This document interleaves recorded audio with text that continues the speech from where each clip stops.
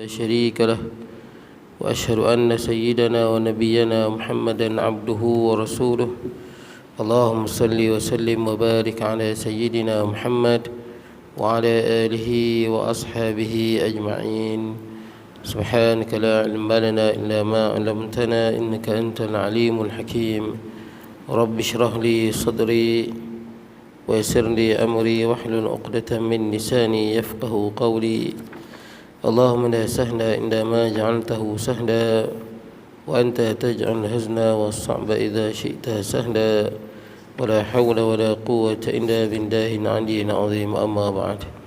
Hadirin sejemaah yang dirahmati Allah, alhamdulillah pada pagi ini kita dapat bertemu. Baik, jadi insyaAllah hari ini kita sambung huraian berkenaan dengan ayat 9 sehingga ayat 19 surah Al-A'la.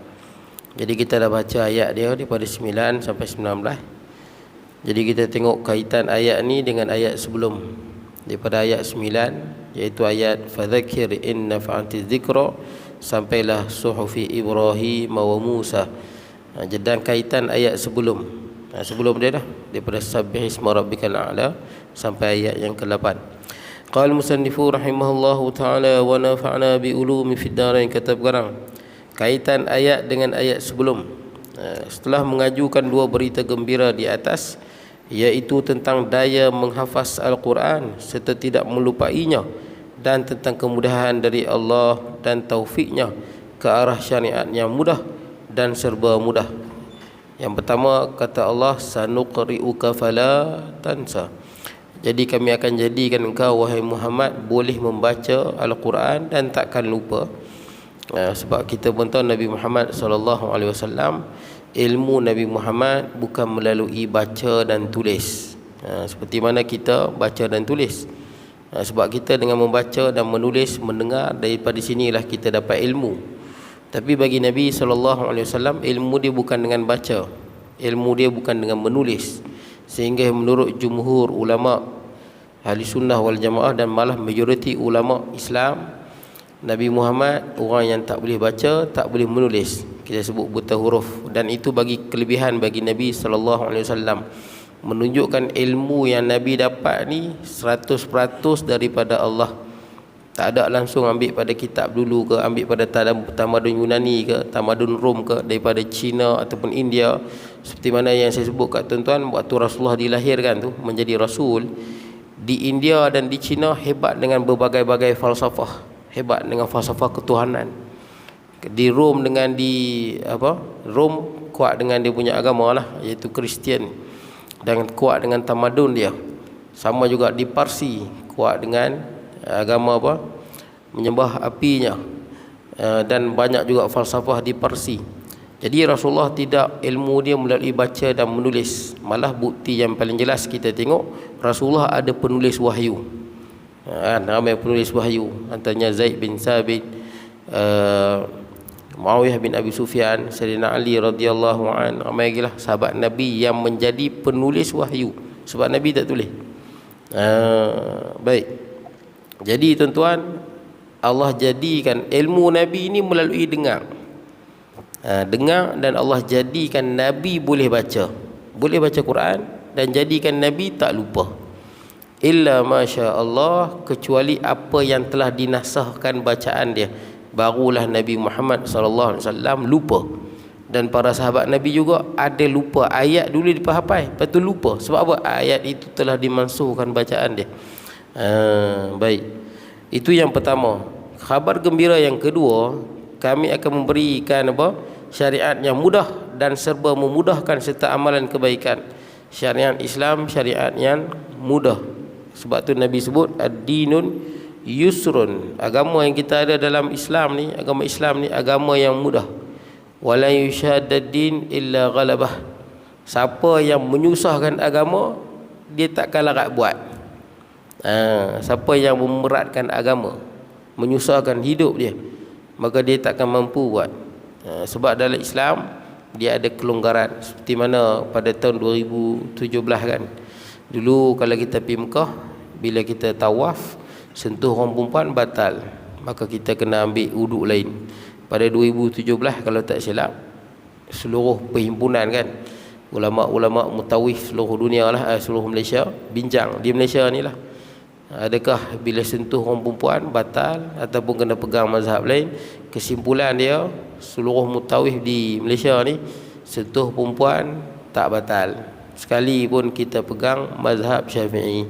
Tak perlu kita tukar mazhab Hanbali, Hanafi ataupun Maliki, tak perlu kekal dengan mazhab Syafi'i, kerana termasuk dalam umumul balwa, kesusahan yang sukar. Nah, seperti mana dalam kitab-kitab dahulu, kalau kita tawaf ada taik merpati kan, kalau kita itak dulu kita terpijak taik merpati, tak apa. Sekarang tak ada dah, sebab orang duk cuci 24 jam. Dulu tuan-tuan, ni cerita 200 tahun lepas. Itu yang disebut dalam kitab fiqh. Kalau pijak, sedangkan masa kita tawaf, mana boleh ada najis di badan kita. Tapi dimaafkan sebab terlalu banyak.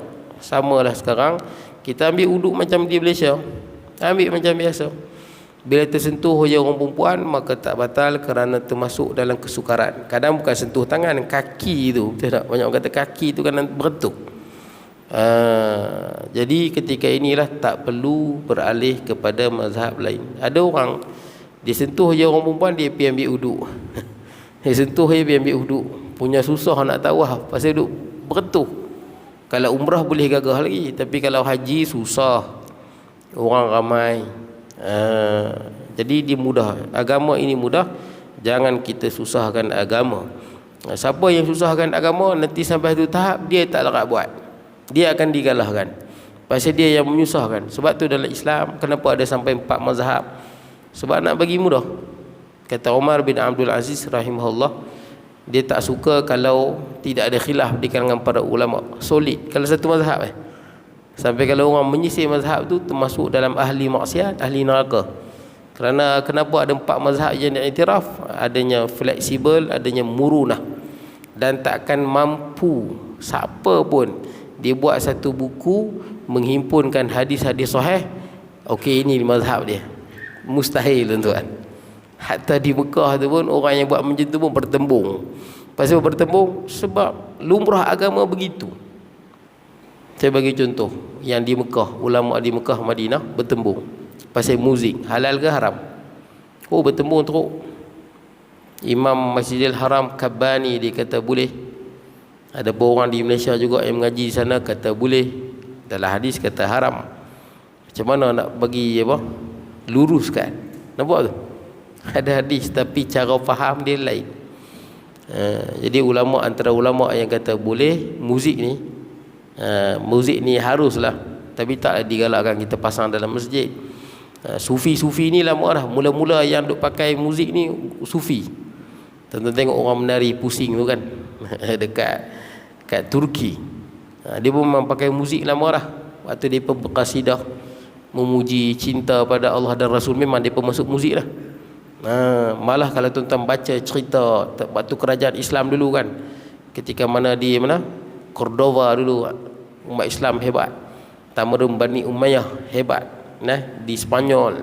Ketika itu dah ada dah di masjid ni, di beranda masjid tu, depa dah buat dah apa orang panggil untuk mengubati psikologi kita ni, jiwa kita, memang kelas muzik. Bukan dalam masjid, dia buat di beranda-beranda masjid. Macam orang Jepun lah, kan dia ada muzik gitaru lah, apalah. Rupanya dulu dah buat lama dah. Terutama golongan-golongan sufi. Yang kata boleh ni kemudian Al-Qardawi ni baru. Dan bawa mufti kan. Masuklah mufti di hujung negeri kita, Perlis, dia pun kata harus. Jadi pertemuan dahsyat. Sebab zahir nas menunjukkan haram. Jadi macam mana nak faham? Tengok balik hadis tu. Muzik ni bila disebutkan haram, maka dia tak boleh lari daripada 3 benda. Yang pertama arak, yang kedua muranniyat, orang perempuan yang menyanyi, baru muzik. Dia tak sebut muzik saja. Biasanya dia sertakan sekali. Maknanya muzik yang haram ni muzik yang berserta dengan arak, berserta dengan pendedahan aurat, dan orang perempuan yang menari yang mendedahkan aurat, baru jadi haram. Macam orang masuk dalam disko tu lah. Dalam disko tu dengan pendedahan auratnya, dengan ada araknya, muzik dalam tu tak ada khilaf haram. Macam tu tuan-tuan. Jadi nak ceritanya tuan-tuan, memang khilaf akan berlaku. Saya pernah baca satu buku. Buku tu baguslah, dipanggil Fiqhul Dalil. Kita nak mengamalkan apa? Mazhab berdasarkan dalil, baguslah. Tapi disebut dalam buku tu, kalau ambil wudu, kita makan makanan yang dimasak atas api, mimasatin nar, maka kena ambil wudu lain, wudu batal. Bila saya baca, saya tahulah ini mazhab Hambali. Tapi ikut kebanyakan ulama hadis, memang ada hadis, siapa ambil wudu lepas tu dia makan makanan daging yang dimasak atas api tu, maka dia ambil wudu. Hadis tu ada, tapi ada hadis yang lain sebut hadis tu telah dinasahkan. Nampak? Itu yang dipegang oleh jumhur. Tapi kalau kita sekadar baca buku tu, kita pun jadi semangat lah. Betul tak? Jadi tak ketuan hala lah. Tak boleh. Sebab bila ada dalil ni memang kadang-kadang terdapatnya khilaf di kalangan para ulama. Saya ingat dulu Mufti Harun Sani rahimahullah meninggal, mufti kita, Covid, mudah-mudahan dapat syahid. Jadi kan dia pernah cerita, suami dia tiap-tiap pagi semayang di masjid. Tiap-tiap pagi semayang masjid. Satu pagi hujan, tak pergi. Mayanglah dengan bini dia kat rumah. Mayang-mayang subuh baca doa kunut. Baca doa kunut. Bini dia lepas habis mayang, bini dia kata apa? Bang, mana boleh baca kunut? Bid'ah. Bid'ah ni kullu bid'atin dalalah. Tiap-tiap bid'ah itu sesat. Wa kullu dalalatin finnar. Dan tiap-tiap yang sesat itu dalam neraka. Bergaduh, cerai tuan-tuan. Nampak kadang-kadang kita silap dalam memahami nas. Saya mengaji universiti, memang pensyarah bentangkan hujah. Okey, yang ni kunut, ni hujah tak kunut. Dan pensyarah tu kata hujah yang paling kuat adalah tak kunut. Hujah dia lah. Maka saya sampai hari ni saya kunut juga. Pasal apa? Ulama mazhab Syafi'i ni beribu, bukan sikit. Malah umat Islam yang paling ramai di Malaysia, di dunia ni, mazhab di mana? Indonesia kan. Paling ramai 200 juta. Majoriti semua kunut. Hatta tuan-tuan pergi di Al-Azhar pun ada masjid kunut, ada masjid tak kunut. Jadi ini cerita ni bukan cerita setahun ni, bukan tahun lepas, bukan 10 tahun lepas. Ini cerita 1000 tahun lepas. Pada zaman Imam Syafi'i rahimahullah, lama dah. Takkan selesai. Sekalipun kita ada 10 PhD, takkan selesai. Kalau kita kata ni pandangan lebih kuat, menurut kita itu. Kalau ada pensyarah ni kata ini yang kuat, menurut tuan lah, itu ya. Menurut tuan itu paling kuat. Tapi kalau ikut majoriti mazhab Syafi'i, bukan itu yang kuat. Hatta perawi hadis juga kadang khilaf di kalangan ulama dalam menentukan siqah ataupun lain ke dhaif, ada juga khilaf di kalangan para ulama. Baik. Jadi tuan-tuan, benda yang takkan selesai. Habis itu macam mana? Kita mengajilah lagu mana pun, belajarlah menghormati mazhabnya 4. Semua diiktiraf. Baik tuan-tuan. Kemudian saya ingat dulu satu lagi ustaz, kata tuan ingat Ustaz Ismail Kamus. Meninggal rahimahullah. Dia mengaji di UKM. Masa dia muda-muda dulu dapat apa? Risalah. Dia orang-orang apa? Orang muda ni semangat dapat risalah. Dalam risalah tu bentangkan hujah. Panjang hujah dia. Mengatakan tidak ada semayang sunat qabliyah Jumaat. Saya masa mengaji di Darul Quran sekejap, pensyarah saya pegang yang itu. Tidak ada semayang sunat qabliyah Jumaat. Kan lepas semayang azan Jumaat yang pertama tu, kan kita pakat bangun. Semayang sunat qabliyah Jumaat 2 rakaat. Jadi kalau ikut pandangan, terutama orang muda-muda lah, ataupun orang yang mengaji di Mekah, Madinah, ataupun kalau sebahagian orang sebut Wahabi lah tuan-tuan, walaupun tu khilaf di kalangan ahli sunnah, tapi nak ceritanya memang ada pandangan yang sebut tidak ada semayang sunat qabliyah sebelum Jumaat. Ustaz Ismail kamu cerita bila dia baca makalah tu dengan hujah bla bla bla bla panjang tu, hatta saya pun sembang dengan satu ustaz masa saya mengaji di Kelantan tu. Ustaz ni mengaji lama di Mekah, Madinah. Ustaz ni bagus mengajar, macam biasa mengajar, semangat dia. Jadi saya tanya macam mana, dia sebut memang bahas dengan dia, dia kata memang tak ada. Di Lampuri tu saya bincang dengan dia, dia kata memang tidak ada semayang qabliyah sebelum Jumaat. Tapi tuan-tuan boleh tengok dalam Barul Mahzi dan banyak kitab perbahasan dia panjang. Kesimpulan dia tuan-tuan, ramai juga ulama kata ada, terutama mazhab kita lah, mazhab Syafi'i memang ada. Jadi Ustaz Ismail Kamus bila dia baca tulisan yang panjang mengatakan sembahyang sebelum Jumaat 2 rakaat tu adalah bid'ah. Dia pun tak sembahyang. Ni cerita Ustaz Ismail Kamus dia tak sembahyang. Masa di UKM tu dia tak sembahyang. Tiba-tiba ada satu profesor Nasuha ke tak silap ataupun Nuha, profesor tu lelaki, profesor alim besar di UKM. Masa tu Ustaz Ismail Kamus mengaji lagi lah. Ni profesor alim besar. Jadi profesor mai tepi Ustaz Ismail Kamus, profesor tu semayang sunat qabliyah. Sejak pada hari tu sampailah ketua Ustaz Ismail Kamus semayang. Pasal apa kadang-kadang kita baru jumpa 2-3 dalil, betul tak kan? Kaedah istinbat, rupanya orang lain jumpa kaedah yang lebih besar dalam memahami nas. Baik tuan-tuan, ala kulli hal belajar menghormati khilaf. Baik, Allah Subhanahu Wa Taala merintahkan nabinya supaya memberi peringatan kepada manusia dengan perkara-perkara yang boleh mendatangkan manfaat kepada mereka di dunia dan di akhirat. Jadi beri peringatan. Fadzakir in nafa'ati dzikra. Berilah peringatan akan memberi manfaat, ataupun kadang-kadang peringatan ni kadang-kadang memberi manfaat bagi orang, kadang-kadang tidak. Tapi tugas kita memberi peringatan. Dan saya pernah sebut kat tuan-tuan, seorang ulama yang terkenal, ulama sufi terkenal, tuan-tuan buka saja dalam kitab Minhajul Abidin, Minhajul Qasidin, Ihya Ulumuddin. Dalam kitab-kitab tasawuf akan ada nama dia, iaitu Fudail bin Iyad kan, Fudail bin Iyad. Dia pun dengar satu peringatan sahaja, tapi dia berubah daripada orang yang biasa menjadi orang yang luar biasa. Nama dia disebut selalu di dalam kitab-kitab sufi, kitab-kitab tasawuf. Imam Ghazali banyak sebut nama dia.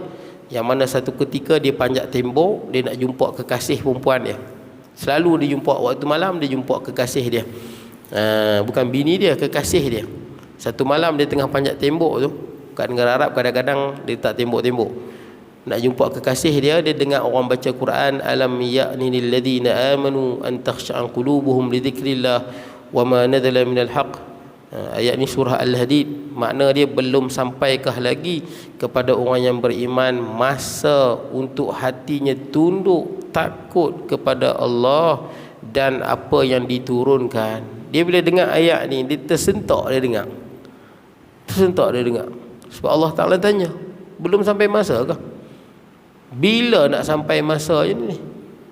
Hati ni kita rasa tunduk takut pada Allah Azza wa Jalla sampai bila? Kayak kita duduk tangguh betul tak kan? Nanti dululah sampai bila? Kita duduk tangguh.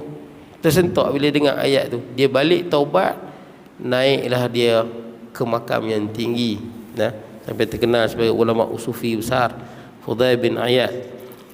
Baik, di samping menyeru mereka ke arah kebenaran, Allah juga menjelaskan tentang golongan yang mendapat manfaat dari peringatan tersebut, iaitu golongan yang takutkan Allah. Sayadzakkaru man yakhsha.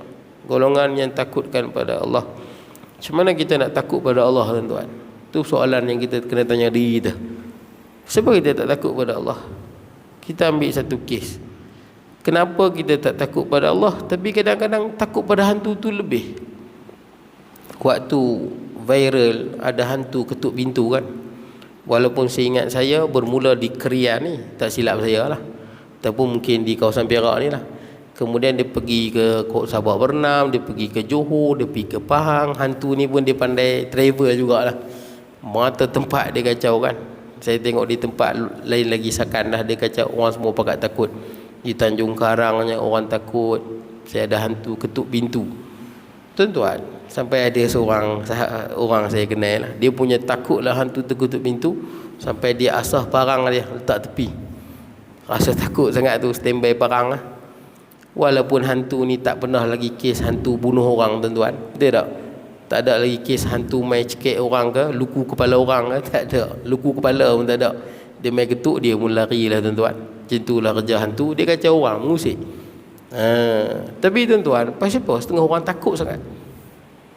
Takut hantu. Sebab tu kadang-kadang bila kita takut hantu, katakanlah satu malam kita takut hantu, takut sangat, tengah malam, sekarang ni tak ada apa pagi-pagi, malam-malam tuan-tuan, Dalam pukul 2-3 pagi ke, tuan-tuan dengar ada orang main ketuk pintu ke, betul tak kan? Orang goncang tuan-tuan punya almari ke, dengar orang berjalan atas siling ke, kita takut tuan-tuan. Cuba kita tanya diri kita sikit. Waktu takut tu tanya diri, kita letak Allah di mana dalam hati kita?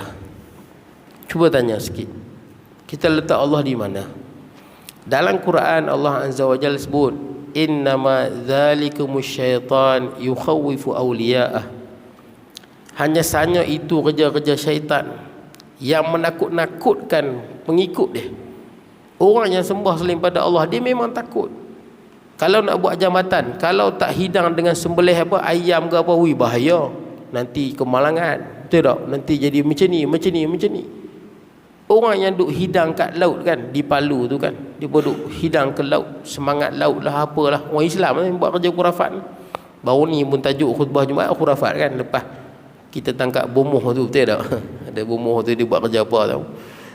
Jadi di Palu tu kan, buat semangat laut, buat hidang macam-macam hidang. Risau apa kalau tak buat nanti jadi bencana lah apalah. Syaitan menakut-nakutkan. Innama zalikum syaitan yukhawifu awliya'ah. Syaitan punya kerja, dia menakutkan pengikut-pengikut dia. Sampai saya tengok, tuan-tuan tahu di Penang kan ada hotel budak jatuh tu. Ada budak jatuh tu kan, dia pernah naik lift, pintu tu terbuka. Memang ada lift yang dia cepat tuan-tuan, kita buka, dia cepat tutup. Kita letak tangan pun dia tak fungsi tuan-tuan. Saya duduk naik kalau jenama LG tuan-tuan. Lift jenama LG ni saya tak tahu, saya skeptikal sikit lah. Dia macam tu lah, dia bila kita tekan, dia buka dan dia tutup cepat. Kita tahan tangan pun tak mau. Dia nak tekan kat button dia tu, button bagi jangan tu kan. Anak dia naik tingkat apa? Tingkat 9. Naik masuk bilik, terjun. Masuk dalam apa? Kolam pancur lama. Katanya memang banyak terjun dalam tu.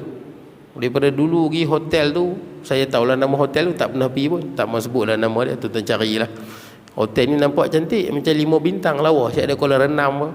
Dia pun terjun dalam kolam tu, dia jerip jatuh dalam tu. Tapi kita tengok tuan-tuan, yang pertama, balkoni tu rendah, budak boleh panjat balkoni dia tu. Yang kedua, kita kalau bawa anak, memang kita kena apa, alert lah sikit, biarlah suami duduk depan, betul tak kan? Jangan masuk lift, suami masuk dulu, mak duduk belakang ke, mak masuk dulu, suami duduk depan. Jagalah sikit keselamatan, betul tak? Kalau kita khalid dia macam mana? Boleh jadi budak tu takut duduk atas, betul tak? Tak hati turun, dia lompat ke bawah. Baik, jadi tuan-tuan, ceritanya lepas jadi kes tu, mati budak tu, moga Allah ampunkan dosa keluarga dia. Baik, jadi tuan-tuan, ada satu saya baca lah, satu tulisan hamba Allah. Dia duduk hotel tu juga. Jadi dia cerita dia kena gangguan hantu teruk lah. Hantu terketuk pintu dia lah, ada orang tarik perabot ke atas lah, macam-macam. Saya kepelek bukan apa. Dia disebabkan takut sangat tu, dia pasang zikir. Kenapa tak pasang Quran? Kan ada Quran banyak lah ni kan. Syekh Masyari ada punya banyak, Syekh Ghamidi ada ayat Quran Ruqiyah kan. Dia kata dia tak mau pasang, nanti kalau pasang jin tu lagi marah. Allah, hang nak pasang Quran pun takut. Tak ada lah jin tu nak main cekik hang ke, katuk kepala hang ke, tak ada. Kita membina ketakutan tu, betul tak? Kita membina ketakutan tu, dan kita pun tak tahu, padahal tak pernah jin tu nak main tembak kita ke. Kita pasang Quran dia main tunjuk pisau ke, tak ada tuan-tuan. Kita membina ketakutan yang tak sepatutnya tak takut. Kita cerita, benda takut. Tak apalah, disebabkan takut sangat pasang zikir. Sebab apa? Nanti jin tu mengamuk. Dia kira jin tu mengamuk. Kita punya marah nak letak mana? Macam tu lah. Tak apalah, dia pasang zikir. Pasang zikir, jin tu tutup pula dah. Jin tu tutup. Boleh pula jin tu pause dia punya tu. Dia punya takut lah. Jin tu pause, buka balik, betul tak? Macam tu. Dia punya takut, suruh mak dia buka. Mak dia buka, baru jin tu tak berani nak pause. Kalau kita fikir logik lah, orang ketuk pintu, orang main apa, perabot kat atas, tutup handset kita. Kalau orang buat pun patut ke kita takut? Kalau orang buat, tak patut kan? Why kita jadikan benda tu benda yang menakutkan kita? Lainlah dia parang terbang, betul tak kan? Sepupu saya pernah, dia tidur bangunan lama, tidur jaga waktu malam. Pasal apa? Jin tu dia nampak cebok tu terbang, simbah ayak muka dia. Yang ni seram dah sikit, betul tak kan? Cebok tu simbah muka dia. Di depan real, saya kata betul nampak? Betul, dia kata real dia nampak. Tengah malam orang simbah muka dia ayak, dia elok nampak cebok tu terbang pergi. Yang ni seram lah sikit. Tapi kalau bini kita buat, subuh, bangun subuh tak payah, bini ambil ayak simbah, kita tak jadi takut, mungkin jadi marah, betul tak? Why bila jin buat kita takut? Padahal benda dia sama. Kita yang membina ketakutan tu, betul tak kan? Oh, habis lah, betul tak kan? Malam dengar hantu ketuk, habis lah, viral lah. Kita membina ketakutan tu, kita momokkan diri kita, habis lah lah. Padahal benda tak patut takut. Ada satu surau, saya tak boleh sebut surau mana. Surau ni lama dah, tapi ada lagi kayu tuan-tuan. Surau kayu ni tuan-tuan, dia kadang-kadang mistik sikit. Mistik bukan pasal apa? Masa semayang dengan orang berjalan, betul tak? Ataupun masa kita nak semayang, macam ada orang belakang juga yang apa, rokok, sujud, berasa kadang-kadang. Saya ingat ada satu pakcik tu, meninggal dah dia pun. Semayang, tengah semayang tu memang dengar orang berjalan, kurung-krek belakang. Oh, pakcik ni dia punya cuak tu, tengah-tengah semayang tengok belakang tu. Saya tak boleh lupa pakcik.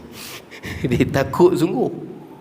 Kalau ia jin pun tak ada lah jin tu nak katuk kepala kita, betul tak? Kalau betul dia pun, kalau betul dengar benda berjalan, anggap macam mana manusia berjalan, macam tu dia jalan. Ada satu pakcik, dia cerita saya, dia semayang satu surau. Dia pakcik ni bagus, boleh kata pukul 4 pagi, 4:30 dia sampai dah surau tu. Buat apa? Tahajud. Bagus tuan-tuan pakcik ni, janggut putih, baguslah. Jadi satu malam tu dia semayang, macam biasalah, dia punya hobi dia kan, dia main awal macam tuan-tuan lah. Ke Imam Nasir, mungkin ada AJK yang main awal, tahajud dulu buka masjid kan. Biasanya ada lah yang AJK yang macam tu, bagus lah. Semayang satu malam, sorang-sorang dia, dalam pukul 4 pagi macam tu lah, awal. Lampu pun pasang sikit je. Ada satu lembaga putih tepi dia, pegang bahu dia, berasa meremang bulu rumah. Tapi bagus pakcik ni, tenang aja lah. Macam kita semayang orang sentuh kita, betul tak kan? Angkat macam tu sudah lah, betul tak? Lainlah demai debuh pisau kat tengkuk. Munasabah lah nak viral, takut. Benda yang tak patut takut kita jadikan takut. Subhanallah. Saya kalau kat rumah saya malam-malam tu bunyi benda berjalan kan, saya cukup heran lah, binatang apa duk berjalan pukul 2-3 pagi, duk berjalan macam orang berjalan orang. Satu hari lama-lama pukul 2-3 pagi tu saya tunggu, saya dia apa duk lari-lari, saya suluh musang rupanya. Dia nampak saya suluh lari tak cukup tanah, musang lari. Tapi kalau kita takut, wih rumah ni ada hantu ah, ada hantu duk berjalan atas humbung, hampirlah tengok dulu. Kita pasal apa kita boleh takut benda-benda lagu tu tuan-tuan, betul tak? Jin ketuk pintu kita takut, padahal orang ketuk pintu kita tak takut pun, betul tak? Jin goyang pokok kita takut, orang goyang pokok tak takut pun. Kita membina ketakutan tu, takut. Padahal benda yang tak perlu takut kita takut. Pasal apa? Hantu jadi lagu tu. Tapi bila tang Allah tak takut. Walaupun dalam Quran sebut tadi, ayat tadi tuan-tuan, innama dzalikum syaitan yakhawifu awliya'ah, hanya saja syaitan yang menakut-nakutkan pengikut dia. Siapa yang percaya, okey kalau tak buat macam ni jin mengamuk, tak buat lagu ni nanti kemalangan, tak buat lagu ni nanti jadi bala dan sebagainya, dia akan jadi takut dan lebih takut. Kata Allah, macam mana nak berhadapan? Fala takhafuhum, jangan duk takut. Itu ya. Wa khafuni, takutlah aku, kata Allah. Nak takut pada Allah, bukan syaitan, bukan jin. Wa khafuni in kuntum mu'minin, Takutlah pada aku kamu, kalau kamu betul-betul beriman. Soalan ni, kita ni semua beriman, tapi takut tu kadang-kadang kesan tuan-tuan. Kalau tanya paling takut Allah, tapi kesan tu, kesan ketakutan kerana benda lain tu lebih kuat di hati kita. Sebab apa? Sebab kita jarang, waktu kecil-kecil jangan buat, Allah seksa nanti, jangan buat lagu ni, azab Allah besar, Allah Tuhan sekalian alam. Ataupun kita didik diri kita tuan-tuan. Masa bila nak didik ni? Masa semayang. Bila kita sebut Allahu Akbar, dalam hati Allah Maha Besar, tergambar langit bumi yang luas, tak tahu nak kata tuan-tuan. Duduk di tengah laut, tengok luas alam semesta. Allahu Akbar tu ingat Maha Besar Allah. Allah yang lebih besar, Maha Besar. Tidak ada yang lebih besar daripada Allah Azza wa Jalla. Tergambar tuan-tuan, hebat keagungan. Bila baca Alhamdulillahi Rabbil Alamin, baru khusyuk dalam hati. Segala puji bagi Tuhan sekalian alam. Segala puji bagi Tuhan sekalian alam. Rabbul Alamin, jin ke, ifrit ke, siapa pun, pemimpin-pemimpin yang zalim, kejam ke, siapa pun, semua Tuhan yang jadikan. Kecil sahaja di hadapan Allah. Ar-Rahmanur Rahim, yang Maha Pemurah lagi Maha Penyayang. Cuba didik hati tu lagu tu. Betul tak? Tak kali semayang tergambar, baca tergambar, baca tergambar. Kalau kita duduk didik diri macam ni tuan-tuan, sampai tahap kalau tuan-tuan main masjid, sungguh-sungguh pocong tumpang tuan-tuan, dia jadi tak takut lah. Ni nak tumpang sampai mana ni? Cuba buat macam tu lah tuan-tuan, berani lah. Tapi kalau takut, baru dia sentuh motor sikit, kita jatuh parit dah tuan-tuan. Bukan pasal apa, pasal takut. Tu ada kata pepatah, orang yang takut ni, dia mati berkali-kali sebelum mati. Mati pasal takut. Betul tak kan? Bunyak takut. Ajubana ajaban yamutu, macam mana? Idda marrah qabla mautih. Macam itulah. Orang yang penakut tu, dia akan mati berkali-kali sebelum dia mati. Takut sangat-sangat, tak mati lagi pun. Tapi orang yang berani ni, bila dia mati, masa dia betul-betul mati baru dia mati. Tapi kalau orang takut ni baru sikit, dia dah kira macam takut nak mati. Takut macam dunia ni dah tak ada lah. Takut sangat.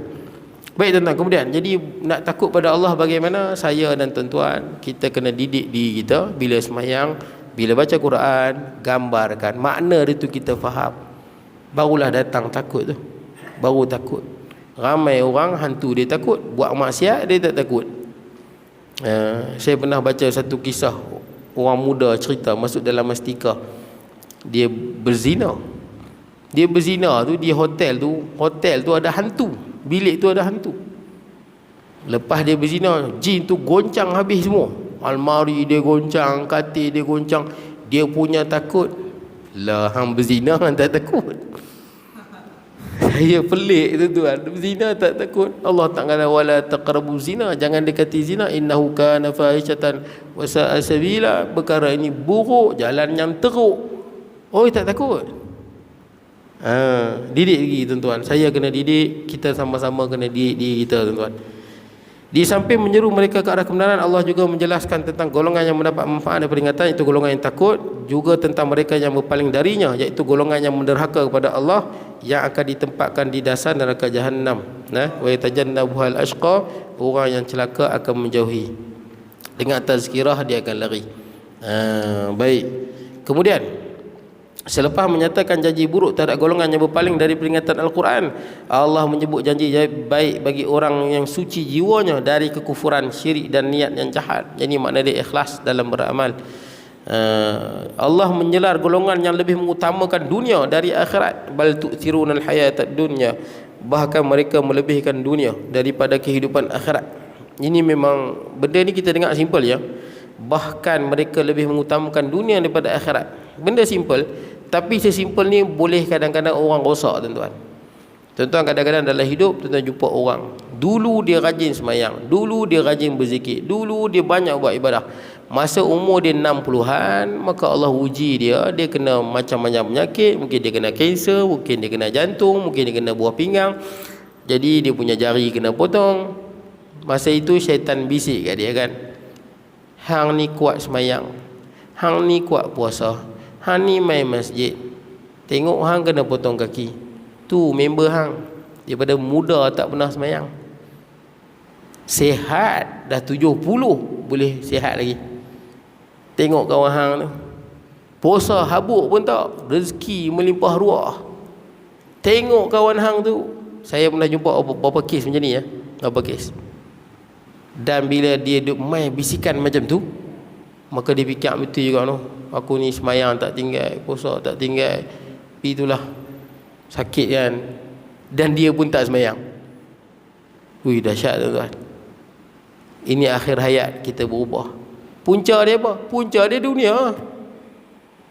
Semua dunia, betul tak? Ini dunia-dunia. Kalau nak kira lah tu, tengok Firaun lah, betul tak? Firaun mana ada sakit, sihat, dia berkuasa, duit dia banyak. Tengok Firaun. Tengok orang yang bukan Islam tu tuan-tuan, berapa ramai yang kaya umur 70, 80. Orang Jepun umur 80 boleh naik Everest tuan-tuan. Everest boleh naik. Ni kita kalau pergi naik Everest buta macam ni memang mati ya tuan-tuan. Tobat mati tuan-tuan. Terutama di death zone tu, kawasan mati tu 8,000 meter ke atas kan. Itu kawasan-kawasan memang mayat ada 300, lebih kurang 300 kot mati dia tu. Belah ni dia tutup habis lah di atas Everest tu kan. Nak buat turun bukan senang. 70,000 tuan-tuan, $70,000 satu mayat. Sherpa pun mati banyak, yang tolong kat barang tu kan. Sherpa mati tiap-tiap tahun, Sherpa ada mati walaupun dia berduduk kat situ. Baik. Jadi kita tengok dunia semua tuan-tuan. Semua dunia kita tengok. Orang Jepun umur 80 boleh naik Everest lagi. Oh, hebat. 80 lebih boleh naik gunung. Di Jepun, di pulau Okinawa kan, situ semua orang umur panjang-panjang semua, 80, 90. Antara tempat yang paling banyak orang umur panjang di pulau Okinawa. Makanan pertama mereka adalah babi tuan-tuan. Macam mana? Kita tengok dunia semua. Orang tu dapat lebih, kita sakit. Cuba tengok akhirat. Betul tak? Apa janji Allah? Kita sakit nak buang dosa, betul tak? Sakit ni bukan saya sakit nak buang dosa, nanti mati tak ada dosa, ataupun nak angkat darjat ke darjat yang tinggi. Tak tengok yang tu. Tak tengok. Dia tengok apa? Dia sihat, aku pun nak sihat. Dia ni semua dia tengok orang. Orang sana, orang-orang. La haula wala quwwata illa billah. Cuba tengok akhirat. Kalau kita dah 60-an, 70-an, kita sakit, syukurlah. Berapa ramai manusia tak sampai 60 mati. Ramai kan? Hatta Steve Jobs tu kan, kaya buat Apple tu kan, kaya sungguh, umur 54 kanser pankreas. Duit banyak pun tak boleh selamatkan nyawa dia. Tuan-tuan tahu apa nama yang pakai topi tu, orang muda tu pakai topi warna-warni tu, apa nama penyanyi tu? Orang putih kat tu. Dia pun sama, duit kaya. Orang panggil apa? Bob Marley kan. Dia mati muda, sakit. Dia sebut bila dia sakit, dia mati, dia kata apa, duit banyak pun tak boleh tolong dia. Banyak mana duit dia pun kan. Dia nyanyi sedap Bob Marley tu. Tuan-tuan jangan pakai topi tu, Rastafari tu, sebab dia ada unsur keagamaan. Dia unsur ketuhanan. Kiranya macam agama, satu agama, konsep keagamaan yang menyatukan orang-orang kulit hitam, macam itulah Rastafari. Jadi kadang ada orang dia semangat kan, dia pakai yang warna-warni tu. Dia sebab ada unsur keagamaan, kita tak boleh lah pakai. Macam Sami lah, Sami pakai yang jubah kuning tu kan, kita tengok menarik. Main pakai baju, main masjid Bukit Putih pakai macam Sami tu. Tak boleh, haram. Itu pakaian keagamaan. Pakaian keagamaan khusus dia tak boleh pakai. Nabi kalau tengok ada macam salib, Nabi akan patahkan, buang. Sebab itu pandangan lambang keagamaan tertentu. Baik. Ada lagi 3 minit tuan-tuan. Baik, jadi nampak remeh ya. Bahkan mereka lebihkan dunia. Bal tu'thirunal hayatad dunya, itu yang hujung-hujung akhir hayat dia boleh berubah. Pasal apa? Dia tengok orang lain dapat dunia lebih pada dia. Sejak bila kita beramal untuk dunia? Tidak, cuba tanya diri kita. Sejak bila kita semayang, puasa apa-apa? Pasal apa? Pasal aku tua nanti nak sihat, umur panjang. Pasal bila? Kita beramal kerana Allah. Hidup ni tuan-tuan, tak tahu apa nak jadi. Betul tak? Kita tak tahu apa nak mai. Yang sebenar-benar kehidupan akhirat tuan-tuan. Lahiyal hayawan. Yang sebenar tu akhirat tu. Itulah kehidupan sebenar. Kalau dah tua-tua kita sakit, kita susah, ingatlah akhirat. Ingat nikmat-nikmat di sana. Dunia ni tak ke mana pun. Semua orang akan mati. Kalau lagi 50 tahun ni saya ingat habis lah saya, tuan-tuan, habis lah. Lagi 100 tahun lagi lah tuan-tuan, habis lah semua. Selagi 100 tahun yang ada atas muka bumi ni, tak kira lah di Bukit Putih ni ke, di California ke, Amerika ke, Korea Selatan ke, lagi 100 tahun majoritinya dalam kubur lah tuan-tuan. Saya silap anak kita pun dah tak ada, anak kita pun dah tak ada lah. Saya silap cucu kita pun dah tua-tua dah. Betul tak? Macam Nabi Uzair alaihi salam, dia tidur 100 tahun kan, jaga-jaganya cucu-cucu dia. Hello. Canggih tuan-tuan punya ni. Ini kira Bluetooth 5.6.0 ke? Tampak sikit tuan-tuan. Baik tuan-tuan. Kemudian, di mana peringatan yang dinyatakan dalam Quran adalah sama dengan apa yang disebut dalam kitab Suhuf Nabi Ibrahim dan Musa. Yang ini menarik tuan-tuan. Suhuf Ibrahim wa Musa. Saya cerita sikit tuan-tuan berkenaan dengan khilaf yang berlaku di kalangan ulama ahli sunnah wal jamaah. Al-Quran ni kita mengaji boleh sebutlah. Kita tahulah Al-Quran ini kalamullah.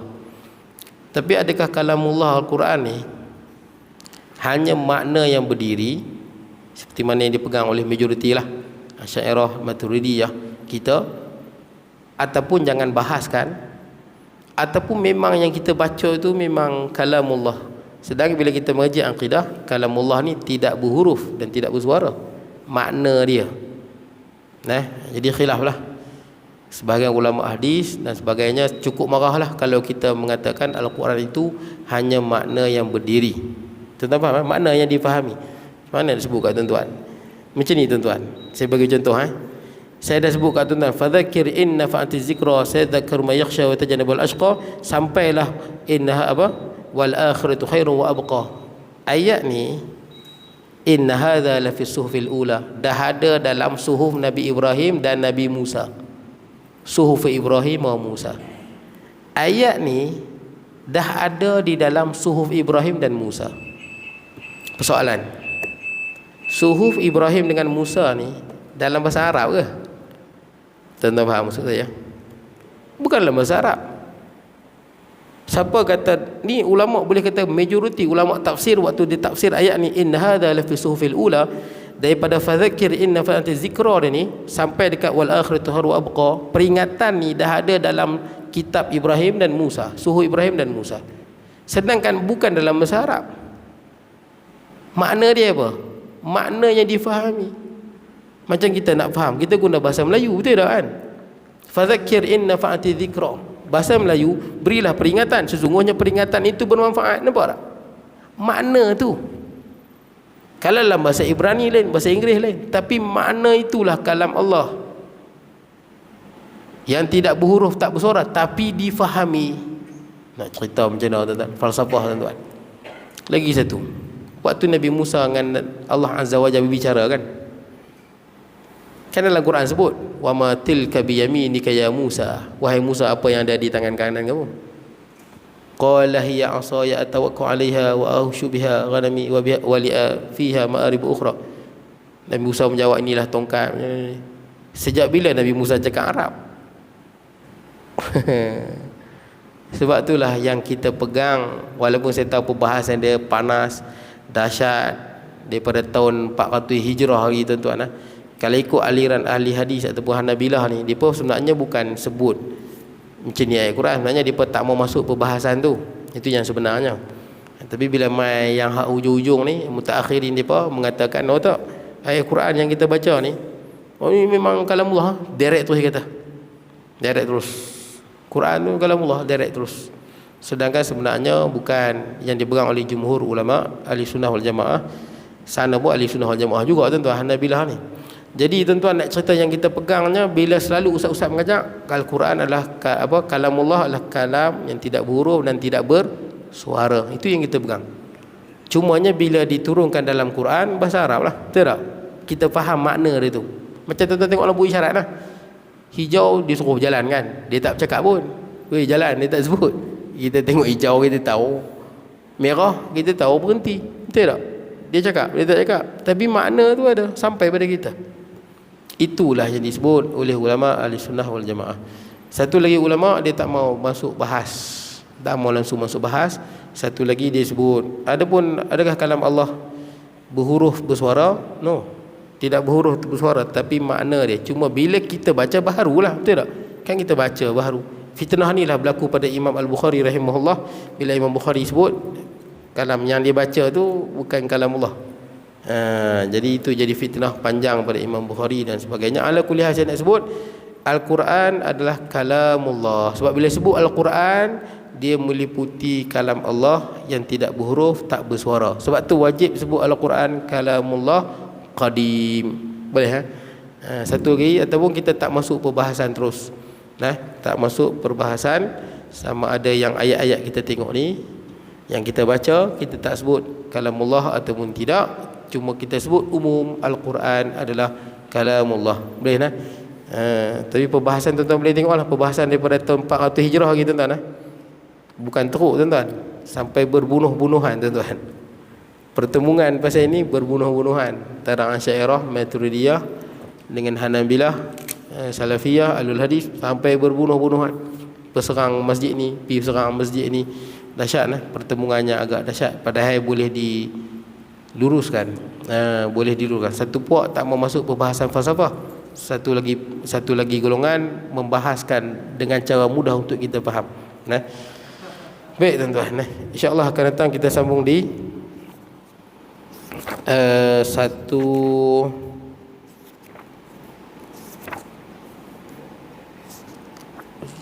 kita tengok makna dia, tafsir dan ulasan. 189 tafsir dan ulasan. Baru kita pergi tafsir satu-satu. Satu ayat apa tafsir dia, satu ayat apa tafsir dia. Saya mohon maaf tuan-tuan kalau kurangan dan sebagainya. InsyaAllah kita bertemu pada masa akan datang. Bismillahirrahmanirrahim. Allahumma ij'al jam'ana hadha jam'an wa tafarruqana min ba'di tafarruqan ma'suma la taj'al minna shaqiyyan wa la mahrum wa la matula wa sallallahu nabiyina Muhammad wa ala alihi wa sahbihi wa baraka wa sallam. Alhamdulillah ba'alamin.